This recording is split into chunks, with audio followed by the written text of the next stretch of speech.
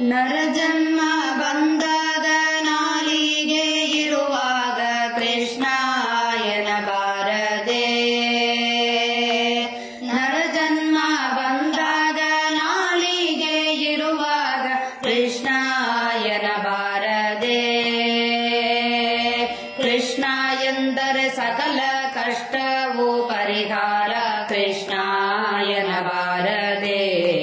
ಮನುಜ ನರಜನ್ಮ ಬಂದಾಗ ನಾಲಿಗೆ ಇರುವಾಗ ಕೃಷ್ಣ ಎನ್ನಬಾರದೆ. ಕೃಷ್ಣ ಎಂದರೆ ಸಕಲ ಕಷ್ಟವೂ ಪರಿಹಾರ ಕೃಷ್ಣ ಎನ್ನಬಾರದೆ. ಸ್ನಾನ ಪಾನ ಜಪ ತಪಗಳು ಮಾಡುತ್ತ ಕೃಷ್ಣ ಎನ್ನಬಾರದೆ. ಶಾಲ್ಯಾನ್ನ ಷಡುರಸ ತಿಂದು ತೃಪ್ತವನಾಗಿ ಕೃಷ್ಣ ಎನ್ನಬಾರದೆ. ಮಲಗೆದ್ದು ಮೈ ಮುರಿದು ಏಳುತ್ತಲೊಮ್ಮೆ ಕೃಷ್ಣ ಎನ್ನಬಾರದೆ. ನಿತ್ಯ ಸುಳಿದಾಡುತ್ತ ಮನೆಯೊಳಗಾದರೂ ಒಮ್ಮೆ ಕೃಷ್ಣ ಎನ್ನಬಾರದೆ. ಮೇರೆ ತಪ್ಪಿ ಮಾತನಾಡುವಾಗಲೊಮ್ಮೆ ಕೃಷ್ಣ ಎನ್ನಬಾರದೆ. ದೊಡ್ಡ ದಾರಿಯ ನಡೆವಾಗ ಭಾರವ ಹೊರುವಾಗ ಕೃಷ್ಣ ಎನ್ನಬಾರದೆ. ಗಂಧವ ಪೂಸಿ ತಾಂಬೂಲವ ಮೆಲುವಾಗ ಕೃಷ್ಣ ಎನ್ನಬಾರದೆ. ತನ್ನ ಮಂದ ಗಮನೆ ಕೂಡ ಸರಸವಾಡುತ್ತಲೊಮ್ಮೆ ಕೃಷ್ಣ ಎನ್ನಬಾರದೆ. ಪರಿಹಾಸ್ಯ ಮಾತನಾಡುತ್ತಲೊಮ್ಮೆ ಕೃಷ್ಣ ಎನ್ನಬಾರದೆ.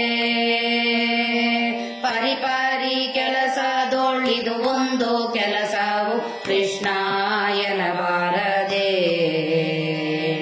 ಕಂದನ ಬಿಗಿದಪ್ಪಿ ಮುದ್ದಾಡುತ್ತಲೊಮ್ಮೆ ಕೃಷ್ಣ ಎನ್ನಬಾರದೆ. ಬಾಗು ಚಂದುಳ್ಳ ಹಾಸಿಗೆ ಮೇಲೆ ಕುಳಿತೊಮ್ಮೆ ಕೃಷ್ಣ ಎನ್ನಬಾರದೆ. ಈಗಾದ ಲೋಚನೆ ರೋಗೋಪದ್ರದಲೊಮ್ಮೆ ಕೃಷ್ಣ ಎನ್ನಬಾರದೆ. ಒಳ್ಳ ಭೋಗ ಪಡೆದು ಅನುರಾಗದಿಂದಿರುವಾಗ ಕೃಷ್ಣ ಎನ್ನಬಾರದೆ. ದುರಿತ ರಾಶಿಗಳನ್ನು ತರಿದು ಬೀಸಾಡುವ ಕೃಷ್ಣ ಎನ್ನಬಾರದೆ. ಸದಾ ಗರುಡ ಗಮನ ನಮ್ಮ ಪುರಂದರ ವಿಠಲನ್ನ ಕೃಷ್ಣ ಎನ್ನಬಾರದೆ. ಗರುಡ ಗಮನ ನಮ್ಮ ಪುರಂದರ ವಿಠಲನ್ನ ಕೃಷ್ಣ ಎನ್ನಬಾರದೆ. ಮನುಜ ನರಜನ್ಮ ಬಂದಾಗ ನಾಲಿಗೆ ಇರುವಾಗ ಕೃಷ್ಣ ಎನ್ನಬಾರದೆ.